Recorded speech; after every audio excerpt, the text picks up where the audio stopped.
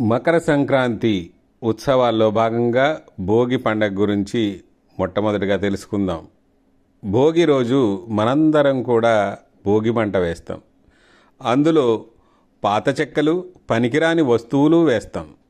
కానీ నిజానికి వేయాల్సింది ఏమిటంటే, రేపటి నుంచి నేను మారుతా అనే మాట. ఈసారి మాత్రం టైంకి తప్పనిసరిగా వస్తా అనే హామీ. ఇంకా అస్సలు ఫోను చూడను అనే అబద్ధం.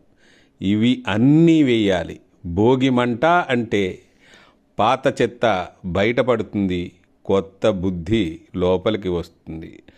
అందుకే భోగి చేస్తాం.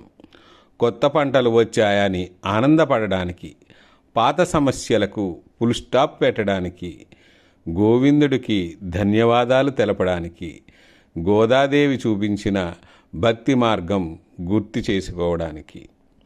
ఈ భోగి రోజు మీరు మంటలో ఏదైనా ఒకటి వెయ్యాలి అంటే అది మీ కోపమా, లేక అలసత్వమా, లేదా ఇది నా తప్పు కాదు అనే డైలాగ్న ఒక్కటి అయినా సరే వేస్తే ఈ భోగి నిజంగా మీ జీవితంలో భోగభాగ్యాలు తెచ్చినట్టే. जय हनुमान जय हनुमान जय हनुमान जय हनुमान गंगा माता की जय, गो माता की जय, गो माता की जय, सनातन धर्म की जय, भारत माता की जय, भारत माता की जय.